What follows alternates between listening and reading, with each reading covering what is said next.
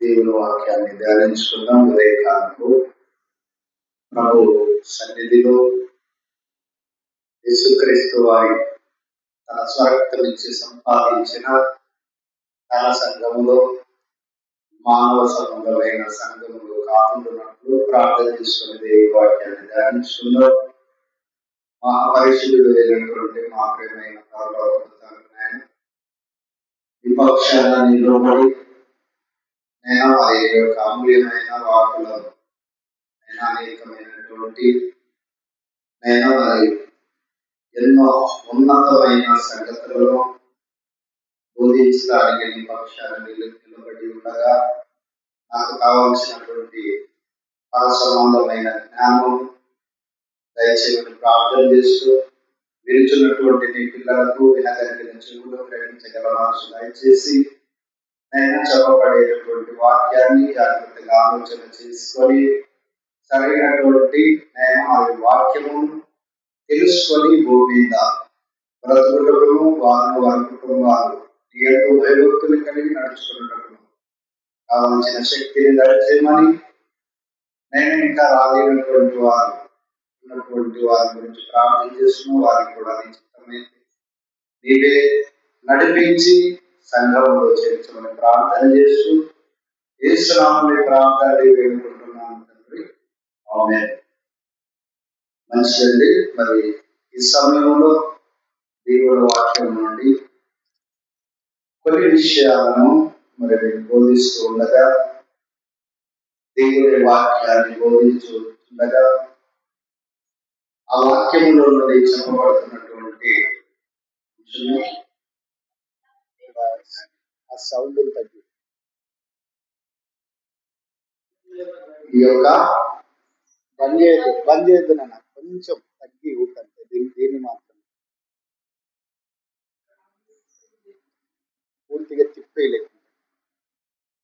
గమనించినట్లయితే చెప్పబడేటటువంటి అంశము యేసుక్రీస్తు భూమి మీద ఎందుకు పుట్టాడో తెలుసా అనేటటువంటి అంశాన్ని ఈ యొక్క ఉదయకాలపు ఆరాధనలు మీకు బోధించాలని సిద్ధపడి ఉన్నాను. ప్రియరా, యేసుక్రీస్తు భూమి మీద ఎందుకు పుట్టాడో తెలుసా అనేటటువంటి యొక్క అంశాన్ని దేవుని వాక్యంలో నుండి అనేక సంగతులను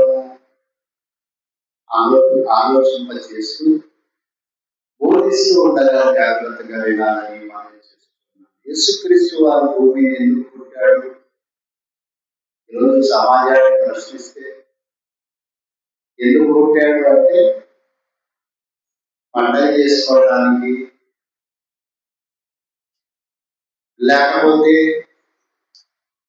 కొత్త బట్టలు వేసుకోవడానికి, మంచి వంటలు చేసుకొని తినడానికి, లేకపోతే గంతులు వేయడానికి,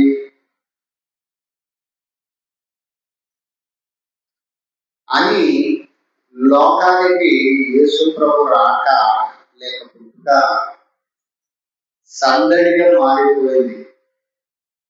ఎలా మారిపోయింది? సందడిగా మారిపోయింది. కనుక యేసుక్రీస్తు భూమి మీదకి ఎందుకు ఈ భూమి మీద ఎందుకు పుట్టాడో చాలా మంది క్రైస్తవ్యులకు తెలియదు. ఎందుకు పుట్టాడో, ఎందుకు పుట్టించవలసినటువంటి అవసరత దేవుడికి వచ్చిందో,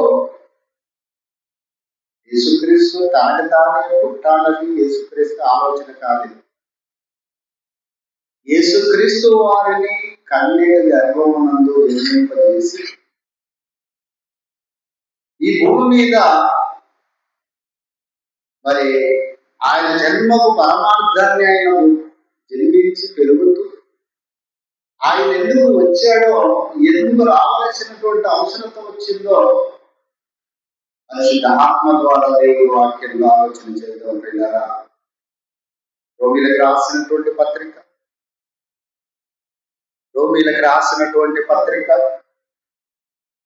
ఒకటో అధ్యాయం 4వ వచనాన్ని చదువుకుందాం పిల్లరా.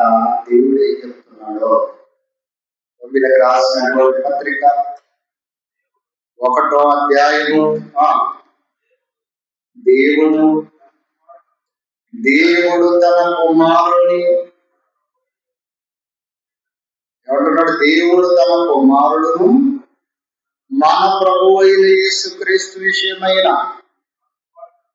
అంటే మన ప్రభువు అయిన యేసుక్రీస్తు విషయమైన ఆ సువార్తను పరిశుద్ధ లేఖనముల యందు తన ప్రవక్తల ద్వారా ముందే వాగ్దానం చేసెను. ఏం చేశాడంట? ముందే వాగ్దానం చేశాడు. ముందే వాగ్దానం చేశాడు. ఎవరి విషయంలోనంట? మన ప్రభువైన యేసుక్రీస్తు విషయమైన ఆ సువార్త. అసలు యేసుక్రీస్తు వారు ఎందుకు వచ్చాడో, ఏం చేయడానికి వచ్చాడో అన్న విషయాలను ప్రేరగా మరి పరిశుద్ధ లేఖనముల యందు తన ప్రవక్తల ద్వారా ముందుగా, అనగా యేసుక్రీస్తు వారు పుట్టక ముందే, యేసుక్రీస్తు వారి కన్యక గర్భములో జన్మించక ముందే మరి పరిశుద్ధ లేఖనములలో రాశారు, పలికారు. ఏమని రాశారంట? మన ప్రభువైన యేసుక్రీస్తు విషయమైన ఆ సువార్తను పరిశుద్ధ లేఖనముల యందు ప్రవక్తల ద్వారా ముందు వాగ్దానం చేశాను. రాశాడు, వాగ్దానం చేశాడు. యేసుక్రీస్తు వారిని ఎందుకు భూమి మీద పుట్టింప చేయాలనో, పుట్టింప చేసేవాడు ముందే ప్రవక్తల ద్వారా చెప్పాడు. ఏం చెప్పాడంటే, బైబుల్ ఇలా చదవాలి. బైబుల్ చదివేటప్పుడు ఏం చెప్పాడు, దేవుడు ఏం చెప్పాడు అని మనం ఆలోచన చేయగలిగితే అపోస్తుల కార్యములు 3వ అధ్యాయము 26వ వచనాన్ని చదువుకుందాం పిల్లరా. అపోస్తుల కార్యములు 3వ అధ్యాయము 26వ వచనమా. దేవుడు తన సేవకుని ఏమని రాశాడు? మన ప్రభువు అయిన యేసుక్రీస్తు విషయమైన ఆ సువార్తను పరిశుద్ధ లేఖనములలో తన యొక్క ప్రవక్తల ద్వారా ముందు వాగ్దానం చేసి పరిశుద్ధ లేఖనములు రాయించినటువంటి ఆ దేవుడు ఆయన విషయమై, మన ప్రభువు అయిన యేసుక్రీస్తు విషయమైనటువంటి సువార్త పరిశుద్ధ లేఖనముల ప్రవక్తల ద్వారా రాయించాడు. ఆ పరిశుద్ధమైనటువంటి ఆ లేఖనాల్లో వాగ్దానము ప్రవక్తల ద్వారా చేయించిన దేవుడు చెబుతున్నాడు. ఏమంటున్నాడు? దేవుడు తన సేవకులను పుట్టించి అనగా పుట్టినోళ్ళను లేక లేపి, పుట్టించి అనగానే లేపి. ఎందుకు పోతుందిరా ఇది? లేపి వేరే దానికి మార్చు. లేపి మీలో ప్రతి వారిని ఏం చేస్తాడంట? దేవుడు తన సేవకుల్ని పుట్టించి మీలో ప్రతి వాని దుష్టత్వము నుండి మరలించుటకు. ఎందుకంటే కుమారుని భూమి మీద పుట్టింపజేసింది దేవుడు. ఎందుకంటే జాగ్రత్తగా మనం ఆలోచన చేయగలిగితే తన సేవకుడిని, దేవుడు తన సేవకుని పుట్టించి లేక లేపి మీలో ప్రతి వాని దుష్టత్వము నుండి మరలించడానికి యేసుక్రీస్తు వారిని భూమి మీద పుట్టించాడు. దేని నుంచి మరలించడానికి? దుష్టత్వం నుండి అనగా పాపము నుండి నుండి, శాపము నుండి, అంధకారం నుండి, లోక పారంపర ఆచారం నుండి, అనగా ఇవన్నీ ఎవరి ఇష్టము, ఎవరి తత్వము అంటే ప్రియులరా దుష్టత్వము నుండి, దుష్టుని తత్వం ఇది. పాపము నుండి, శాపము నుండి, అంధకారం నుండి మళ్ళించడానికి తన సేవకుని భూమి మీద పుట్టించాడట ప్రియులరా. ఈరోజు దుష్టత్వం నుండి, పాపం నుండి మళ్ళుతున్నారా? యేసుక్రీస్తు వారు ఎందుకు పుట్టాడో, యేసుక్రీస్తు వారు ఎందుకు భూమిని పుట్టించవలసిన అవసరత దేవుడికి వచ్చిందో 99% క్రైస్తవ్యము తెలియక బ్రతుకుతున్నారు పిల్లరా. యేసుక్రీస్తు వారు పుట్టాడని కొత్త బట్టలు వేసుకుంటున్నారు, యేసు ప్రభు వారు పుట్టాడని పండగ చేసుకుంటున్నారు, యేసు ప్రభు పుట్టాడని కేక్ కట్ చేసుకుంటున్నారు, యేసు ప్రభు వారు పుట్టాడని అనేకమైనటువంటి పబ్బాలు, పండగలు ఆచరించుకుంటున్నారే గాని యేసుక్రీస్తు వారు మనకు పుట్టాడు, మనకు యేసుక్రీస్తు వారిని మన మధ్య దేవుడు పుట్టించాడు. ఎందుకు పుట్టించాడు అని దేవుడిని అడిగితే దేవుడు ఏమంటున్నాడో తెలుసా? దుష్టత్వము నుండి, పాపము నుండి మరలించటానికి తన సేవకుడిని పుట్టించాడు భూమి మీద. దుష్టత్వం నుండి, పాపము నుండి మరలించటానికి పుట్టించాడు. ఆయన పుట్టి భూమి మీద ఏం చేశాడు? యేసుక్రీస్తు వారు పుట్టి పాపము నుండి, శాపము నుండి, అంధకారం నుండి, లోక స్నేహము నుండి, లోక పరాచారం నుండి, లోక మానవ జ్ఞానము నుండి మనుషులను మరలించాడండి. ఎవరి వైపు మరలించాడు? దేవుని వైపు మరలించాడు. దేవుని వైపు మరలించాడు, దేవుని వైపు మరలించాడు. కనుక మళ్లించటం వలన, దుష్టత్వము నుండి మళ్లించటం వలన మిమ్మును ఆశీర్వదించటకు ఆయన మొదట మీ యొద్దకు పంపాడు. మిమ్మల్ని ఆశీర్వదించాలన్నమాట దేవుడు. ఎలా ఆశీర్వాదం అంటే ఇల్లు కట్టుకోవడం, పొలాలు కట్టుకోవడం, బంగారు సంపాదించుకోవడం, ఉద్యోగాలు వచ్చడం కాదు. ఇది భౌతికమైన ఆశీర్వాదం. కానీ శాశ్వతమైన ఆశీర్వాదం ఏంటో తెలుసా? పాపం నుండి, దుష్టత్వం నుండి మళ్లించడానికి తన సేవకుని భూమి మీద పుట్టించుకొని ఆయన ఏం చేశాడంట? మిమ్మును ఆశీర్వదించుటకు ఆయనను మొదట మీ యొద్దకు పంపాడు. ఎందుకు పంపాడు భూమి మీదకి? మీరు ఆశీర్వదించబడాలని, మనం ఆశీర్వదింపబడాలని. ఆశీర్వాదం అంటే డబ్బులు దినాము రావడానికి కాదు, పొలాలు కొనడానికి కాదు. ప్రియులారా, మనం ఎలా ఆశీర్వదించబడ్డామంటే ఈ లోకంలో పాపం నుండి, దుష్టత్వం నుంచి మళ్లించబడినప్పుడు అప్పుడు మనము దేవుని చేత ఆశీర్వదింపబడేవారు. ఎప్పుడైతే మనలో పాపాలను, మనలో మన దుష్టత్వాన్ని ఎప్పుడైతే తీసివేసుకుంటామో క్రీస్తు యేసును బట్టి, అప్పుడు మనము దేవుని చేత ఆశీర్వదించబడటానికి ఆయన భూమి మీద పుట్టించాడు. పిల్లల ఆశీర్వదించడానికి ఆత్మ సంబంధంగా మిమ్మల్ని ఆశీర్వదించడానికి. ఇది ఎంతమందికి తెలుసు?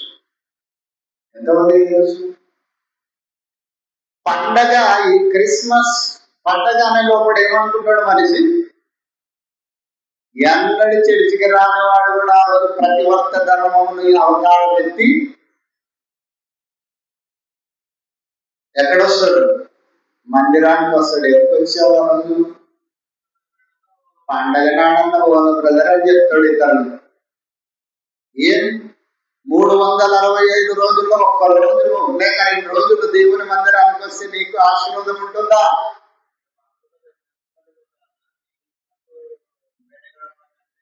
ఓకే ఓకే ఓకే మంచిది. కానీ ప్రియులరా, మరి అది కాదు కానీ దివారాత్రములు ఆయన గడప యుద్ధ కనిపెట్టుకున్న వారు ధన్యులు. దివారాత్రములు ప్రతి దినం ప్రతి రాత్రి ఆయన గడప యుద్ధ కనిపెట్టుకొని నువ్వు తెలుసుకొని బ్రతికితేనే నువ్వు ధనుడు, లేకపోతే దౌర్భాగ్యుడు. కనుక ప్రియులరా, ఇలా ఎందుకు ప్రార్థనకు, ఎందుకు పండగ రోజు వచ్చే క్రైస్తవులు ఉన్నారు, కేక్ కట్ చేస్తున్న సపోజ్ క్రిస్మస్ రోజు వస్తారు. 360 రోజులు కూడా దుష్టత్వం, తాగుతారు, తింటారు, తిరుగుతారు, దుష్టత్వం చేస్తారు, పాపాలు చేస్తారు, అన్యాయాలు చేస్తారు, అక్రమాలు చేస్తారు, దోపిడీ చేస్తారు, దొంగతనాలు చేస్తారు, అన్ని చేసి ప్రభు పుట్టిన దినం అని క్రిస్మస్ రోజు దేవుని మందిరానికి వస్తున్నారు. ఈ క్రైస్తవులు ఇలా వచ్చేవాళ్ళు పండగ క్రైస్తవులు అంటే క్రీస్తుని నమ్మిన వారు కాదు. పండగ క్రైస్తవులు పండగ రోజే వస్తారు, తర్వాత రోజులు కనిపించరు. ఇంకా పిలిచినా రారు, పిలిచినా రారు వారున్నారా. కనుక యేసుక్రీస్తు వారు భూమికి ఎందుకు వచ్చాడో మీరు పాటలు రాసుకోవాలి, చెప్పాలి. మీరు కూడా ఎందుకు పుట్టాడంటే ప్రియులారా, మరి అనేకుల దుష్టత్వం నుండి మరలించటానికి, దుష్టత్వం నుండి మరలించడానికి, మిమ్మల్ని ఆశీర్వదించడానికి ఆయన మొదట మీ యొద్దకు పంపాడు తన సేవకుని. ఏ సేవకుడు అన్నాడు కనుక ఇంకా చాలా మంది సేవకులు ఉన్నారు. ఏ సేవకుడు అనుకుంటున్నారేమో, ఏ సేవకుడు అనుకుంటున్నారో పైన చదువుకున్నాం కదా, మా ప్రభు యేసుక్రీస్తు విషయమైనటువంటి పరిశుద్ధ లేఖనములను, పరిశుద్ధ ప్రవక్తల ద్వారా ముందుగా చెప్పబడిన ఆయన గురించినటువంటి విషయం ఏంటంటే ఆయనని పాపముల నుండి మరలించడానికి వచ్చిన అసలైన సేవకుడు.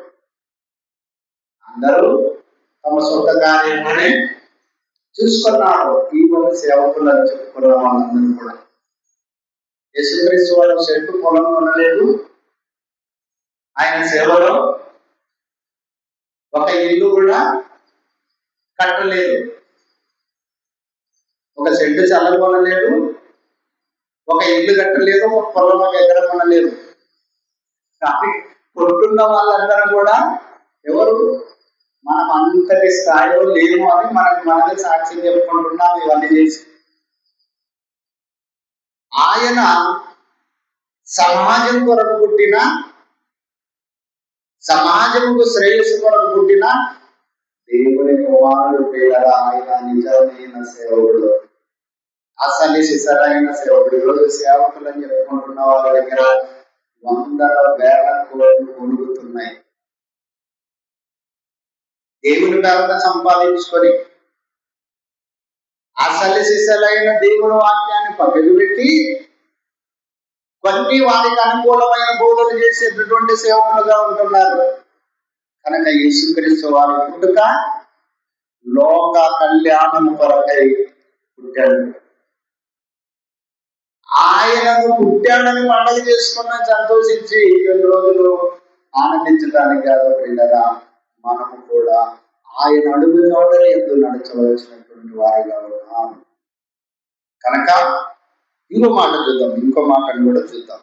ద్వితీయోపదేశకాండం పాత నిబంధనలో మరి పరిశుద్ధ ప్రవక్తల ద్వారా మరి ముందుగా రాయించినటువంటి ఆ దేవుడు ఇంకేమైనా యేసుక్రీస్తు విషయంలో రాయించున్నాడు. 18వ అధ్యాయం ద్వితీయోపదేశకాండం 18వ అధ్యాయం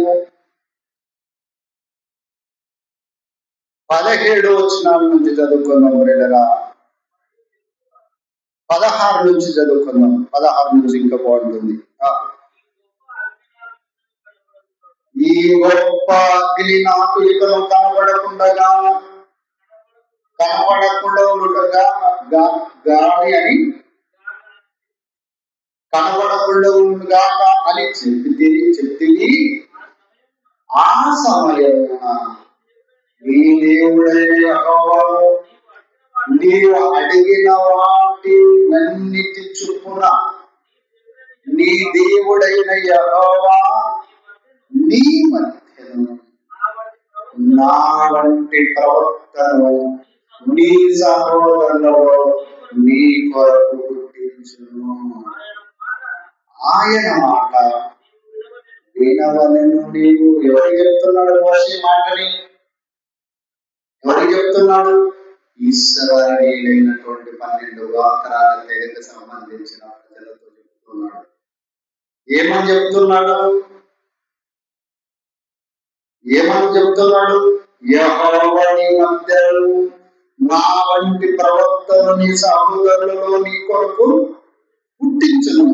ఆయన మాట నీవు వినవలెను. నీవనగా ఏకపదం అనుకుంటే నీవంటే బహువచనం. మీరందరూ ఆయన మాట వినాలి. ఇశ్రాయేలీయుల 12 గోత్రాలు ఆయన మాట వినాలి. ఆయన మాట వినాలి. ఆయన మాట వినేటటువంటి వాణిగా ఒక సేవకుని, ఒక నా ప్రవక్తగా, నా సేవకుడుగా, నా ప్రవక్తగా నేను నీ సహోదరులలో నీ కొరకు మరి దేవుడే పుట్టిస్తాడు. ఎవరు పుట్టిస్తారంట? ఆయనను దేవుడే పుట్టిస్తాడు. ఎలా పుట్టించాడు? పరిశుద్ధాత్మ వలన గర్భంచేసి కన్యక గర్భం నుండి పుట్టింపజేస్తాడట. నా వంటి ప్రవక్త, నా వంటి అని ఒక్కరికి పోల్చుకున్నాడు ఆయన. అంటే మోషే జీవిత కాలం అంతటిలో ప్రేరరా నిజంగా యేసుక్రీస్తు తర్వాత మనం ఆలోచన చేస్తే మోషే గారే కనిపిస్తాడు ప్రేరరా. దేవుని లక్షణాలతో బ్రతికి భూమి మీద బ్రతికినటువంటి మంచి సేవకుడుగా, ఒక మంచి ప్రవక్తగా. కనుక ఇశ్రాయేలీయుల 40 సంవత్సరాలు ఆ బానిసత్వం నుండి, ఐగుప్తు నుండి నడిపించే ఆ యొక్క ప్రయాణములో, సుదీర్ఘ ప్రయాణంలో మరి తన భార్య పిల్లల్ని కూడా పట్టించుకొని కష్టపడ్డాడు. 40 సంవత్సరాలు ప్రజల్ని దేవుని మాట నెరవేర్చడానికి, ఇశ్రాయేలీయుల ప్రజల్ని నడిపించడానికి దేవుని మాటని గొప్పగా చూశాడు. దేవుడే సర్వస్వం అనుకొని తన భార్య పిల్లల్ని కూడా పట్టించుకొని ఒక భయంకరమైన స్థితిలో, లోక సంబంధంగా భయంకరమైనటువంటి స్థితి అంటారు కదా, అలా దేవుని ఇష్టాన్ని నెరవేర్చడానికి బ్రతికి నడిపించిన ఒక మంచి ప్రవక్త, మంచి సేవకుడు మళ్ళీ మోషే గారే కనిపిస్తాడు. ప్రియమైన వాళ్ళ, అందుకే అన్నాడు ప్రియులకు రాసిన పత్రిక 3వ అధ్యాయంలో మోషే నా ఇల్లంతటిలో నమ్మకము గలవాడు అని చెబుతూ తర్వాత అంటాడు యేసుక్రీస్తు వారిని గురించి మాట్లాడతాడు. కుమారుడు, ఆయన కుమారుడయుండి, అంటే నాకు కుమారుడయుండి యేసుక్రీస్తు నా ఇల్లంతటిలో బాగు నమ్మకం అన్నటువంటి వాడిగా మరి యేసుక్రీస్తు వారు మరి ఇద్దరిని చూపిస్తాడు. కనుక మరి మోషే గారు ఇశ్రాయేలులకు నా వంటి ప్రవక్తను నీ సహోదరులలో నీ కొరకు పుట్టించును. ఆయన మాట నీవు వినవలెను. మరియు యెహోవా నాతో ఇట్లనెను, వారు చెప్పిన మాట మంచిది. 18 వారు సహోదరులలో నీ వంటి ప్రవక్తను వారి కొరకు పుట్టించెదను. అతని నోట నా మాటలుంచెదను. అతని నోట నుంచెదను. నేను అతనికి ఆజ్ఞాపించినది యావత్తును అతడు వారితో చెప్తాడు. నేను ఏదైతే ఆజ్ఞాపించానో, ఏదైతే నేర్పించానో అది మరి యావత్తును ఆ ప్రజలతో చెప్పమన్న విషయాలు చెప్తాడు. తనంతటి తాను ఇది కూడా చెప్పడు. తాను ఏదైతే ఆజ్ఞాపించాడో, పరలోకములో ఏదైతే విన్నాడో తండ్రి దగ్గర, అది మాత్రమే భూమి మీద చేయటానికి, చెప్పటానికి, బోధించడానికి వచ్చినటువంటి ఒక మంచి సేవకుడు, మంచి ప్రవక్త యేసుక్రీస్తు వారిని మనం ఆలోచన చేయాలి. 19వ వచనంలో చెప్తాడు, అతడు నా నామమున చెప్పు మాటలను వినని వాటిని దానిని గురించి విచారణ చేస్తాను. ఇంట్లో ఎదుగులేదు ఆయన మాట మీద. అతడు నా నామమున ఇది అండర్లైన్ చేయాలి. నా నామమున దేవుడుగా వచ్చి, దేవుడు అనేటువంటి నామకరణంతో వచ్చి నా నామమున చెప్పు మాటలను, నా నామమున చెప్పు నా మాటలను వినని వాణిని దాని గురించి విచారం. ఎందుకనే లేదు ఆయన మాటను?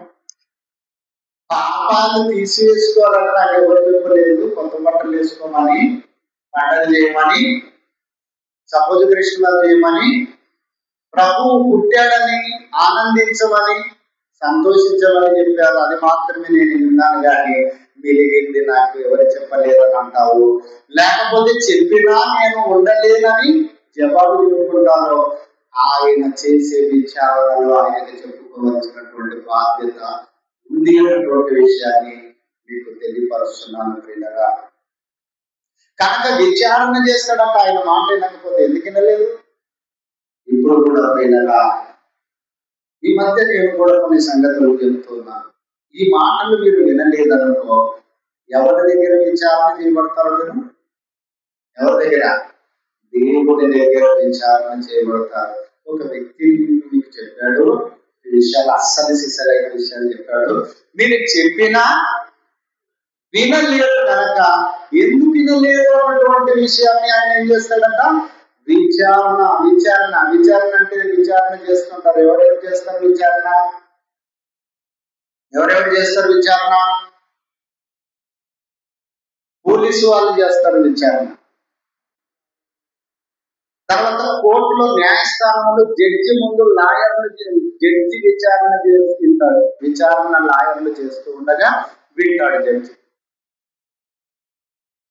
ఫలాని తప్పు ఎందుకు చేశావు అని ఒక లాయర్ అడిగినప్పుడు, ఈ కారణాలను బట్టి, ఈ పరిస్థితుల వల్ల, ఈ ప్రభావాల వల్ల నేను ఈ తప్పు చేశాను అని నువ్వు సమాధానం ఇస్తుంటే, మరొక లాయర్ అప్పుడే ఎందుకు చేయాలి? నువ్వు అప్పుడే ఎందుకు చేయాలి? చేయాల్సిన సమయం, మరొక సమయం, కొంత సమయం ఉన్నప్పటికీ అప్పుడు ఎందుకు చేస్తామని మరొకరు అంటే, ఈ రెండింటి వాదనల మధ్య ప్రియులరా, మరి ఎలాగైతే తను చేసిన తప్పుని చెప్పడానికి విచారించబడుతుందో, అలాగే ప్రియులరా మరి సిబిఐ విచారణ వేరుంటుంది. మనకి సిబిఐ విచారణ కూడా విచారణ చేస్తారు. రకరకాల విచారణ, సెల్ ఫోన్ గురించి కాంపిటేటివ్ విచారణ, తర్వాత ఆ సమయంలో నువ్వు ఎక్కడున్నావు అది విచారణ, రకరకాల విచారణలు మీద మనిషిని చేస్తున్నటువంటి నేరఘోరాలను బయట చేయడానికి ఈరోజు ఎన్నో విచారణ చేసేటటువంటి ఎంక్వైరీ చేసే సంస్థలు, మరి అధికారాలు ఈరోజు భూమి మీద ఉన్నప్పుడు, నువ్వు యేసుక్రీస్తు విషయంలో యేసుక్రీస్తు వారి మాట వినమని దేవుడే, సాక్షాత్ దేవుడు చెబితే నువ్వు వినకపోతే, ఆ వినటువంటి కారణాన్ని దాన్ని బట్టి ఆయన ఏం చేస్తాడంట? విచారణ చేస్తాడంట. నేను విచారణ ఎందుకు లేదు కనుక ఇంకో మాట చూద్దాం. అపోస్తల కార్యం ఈ మాట కొత్త నిబంధనలు కూడా సెలవిస్తున్నాడు. కొత్త నిబంధనలు కూడా ఆయన సెలవిస్తున్నాడు. చూడండి, తిమోతికి రాసినటువంటి మొదటి పత్రిక. ఇప్పుడు ఆయన విచారణ చేస్తున్నప్పుడు ఆయన ఎవరి నామమున చెప్పాడు విషయాలన్నీ కూడా? సేవకుడుగా వచ్చాడు ఆయన, ప్రవక్తగా వచ్చాడు ఆయన, దేవుడుగా కూడా ఆయన దేవుని నామం పేరట వచ్చిన వాడు భూమికి. ఆయన దేవుని పేరట, దేవుని నామం పేరట వచ్చి దేవుని యొక్క ఉద్దేశాలను భూమి మీద చెప్పినటువంటి వాడు. తిమోతికి రాసినటువంటి మొదటి పత్రిక 5వ అధ్యాయము 2వ అధ్యాయం కూడా 2వ అధ్యాయము 4వ వచనం నుండి కొన్ని వచనాలను చూసుకున్నాం ప్రియరా. దేవుడు విచారణ చేసేటప్పుడు మరి మనల్ని కొన్ని విషయాలను అడుగుతాడంట. ఆ విషయాల్లో ఏమని అడుగుతాడో చూద్దాం. 2వ అధ్యాయము 4వ వచనం, ఆయన మనుషులందరూ రక్షణ పొంది సత్యమును గురించి అనుభవ జ్ఞానం గలవారై ఉండవలెనని ఇచ్చించి ఉన్నాడు. మళ్ళీ ఏం చెప్పాడు పైన 4వ వచనం, ఆయన మనుషులందరూ రక్షణ పొంది సత్యమును గూర్చి అనుభవ జ్ఞానం గలవారై ఉండవలెనని నిశ్చయించి ఉన్నాడు. సత్యమును గురించి అనుభవ జ్ఞానం గలవారై ఉండాలి అని, ఆ సత్యమును గురించి అనుభవ జ్ఞానం తెలపడానికి యేసుక్రీస్తు వారిని భూమి మీదకి దేవుడు పుట్టించాడు. ఆ సత్యమైనటువంటి సత్యం ఏంటో, ఆ సత్యమును గురించి అనుభవ జ్ఞానం గలవారుగా ఉండడానికి యేసుక్రీస్తు వారిని మరి ఆ భూమి మీదకి దేవుడు పుట్టించాడని చెబుతూ 5వ వచనం, దేవుడు ఒక్కడే. సత్యమును గురించి అనుభవ జ్ఞానం ఉన్నవాడు ఏం నమ్ముతాడు? సత్యమును గురించి అనుభవ జ్ఞానం ఉన్నవాడు ఏం నమ్ముతాడు? సత్యమును గురించి ఇంకా అనుభవ జ్ఞానం లేనివాడు ఏదో మాట్లాడతాడు. అర్థమవుతుందా? ఏదేదో చెప్తాడు. కానీ సత్యమును పూర్తిగా విచారణ చేసి పరిశీలన చేసి అనుభవ జ్ఞానంతో చెప్పేటటువంటి అసలు సిసలైన సేవకుడు ఏం చెప్తాడో తెలుసా? అసలు సిసలైన సేవకుడు దేవుడు ఒక్కడే, దేవునికి నీ నరులకు మధ్యవర్తి ఒక్కడే, ఆయన క్రీస్తు యేసు అన్నాడు. సత్యమును గురించి అనుభవ జ్ఞానం ఉన్నవాడు ఇది చెప్తాడు. అంటే యేసుక్రీస్తు గారు భూమి మీద ఏ ఆకారంతో ఏ రక్త మాంసంతో పుట్టాడు? భూమి మీద పిల్లరా, దేవుడు ఒక్కడే, దేవుడికి నరులకు మధ్యవర్తి ఒక్కడే, ఆయన క్రీస్తు యేసు అను నరుడు. ఆయన ఎవరంట? నరుడు. మళ్ళీ దేవుడనుందే దేవుడని ఉన్న ప్రియులరా, దేవుని నామము పేరట పంపబడినవాడు, దేవుడని నామమున పంపబడినవాడు యేసుక్రీస్తు వాడు, నామమును ధరించుకొని వచ్చిన వాడు. కానీ దేవుడే ఈయనని సర్వస్వం కాదు. ఇది మనం పాయింట్ అవుట్ చేయాలి. దేవుడే సర్వస్వము కాదు. దేవుని యొక్క నామము చేత దేవుని యొక్క ఆత్మ అయినటువంటి దేవుడుగా భూమి మీదకి వచ్చిన కొంత భాగాన్ని కలిగి భూమి మీదకి వచ్చిన వాడే గాని అసలు సిసలైన దేవుడు కాదు అని చెప్పటానికి భూమి మీదకి ఆయన వచ్చాడు. నేను చెప్పే మాటలు కాదు. కనుక కింద అన్నాడు దేవుడు ఒక్కడే. 5వ వచనం, దేవుడు ఒక్కడే, దేవునికి నీ నరులకు దేవుడు ఒక్కడే అని చెప్తూ దేవుడు వేరని చెప్తున్నాడు. తర్వాత మధ్యవర్తి క్రీస్తు యేసు అని నరుడు ఆయన అని చెప్తున్నాడు. ఆయన నరుడు అంటే దేవుడు కదా. మళ్ళీ చాలా చోట్ల దేవుడు అన్నది వీళ్ళకి పిచ్చిబట్టి రకరకాలుగా మాట్లాడుతున్నారు. ఇప్పటికి కూడా యూట్యూబ్లో ఫేస్బుక్లో దేవుడు ఒక్కడే అని బైబిల్లో ఉంది. మరి యేసుక్రీస్తు వారు పరిశుద్ధాత్ముడు, ఆయన వాక్యము ఎవరికి వస్తుందో ఎవరు నేర్పిస్తారో వాళ్ళ దైవములు. అసలు దైవాలు 4 3 1 ఎవరు ఎంతమంది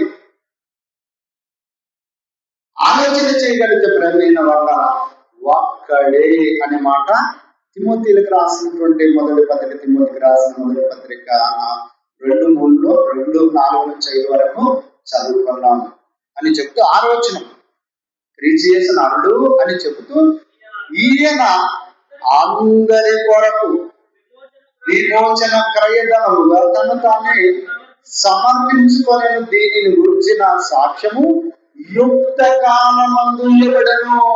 ఈ సాక్ష్యం కూడా మన ముందు చెప్తే ఎలా అంటారు యేసుప్రభువు మీరు? అర్థమవుతుంది. ఈయన దేవుడి నామము దేవుడని ఎందుకు చెప్పాడంటే దానికి ఒక కాలం ఉంది, యుక్త కాలం. ఆయనను అనుసరించి ఆయన మాట విని ఆయన నుండి పాపాలు పోగొట్టుకొని ఆయన నుండి దుష్టత్వములు మరి ఆయన మళ్లించిన తర్వాత మరి అది యుక్త కాలం, యుక్తిగా మాట్లాడుతుంటాడు కదా, యుక్త కాలం, యుక్తిగా దేవుడు చెప్పే కాలం. యుక్త కాలమందు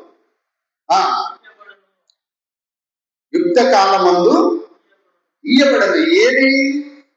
సాక్ష్యం. ఎవరి గురించిన సాక్ష్యం? యేసుక్రీస్తు గురించిన సాక్ష్యం. యేసుక్రీస్తు గురించి సాక్ష్యం. దేవుడు ఒక్కడే, దేవుడికి నేను అన్నకు మధ్య కొడితే ఒక్కడే ఆయన క్రీస్తు నరుడు. ఈయన అనగా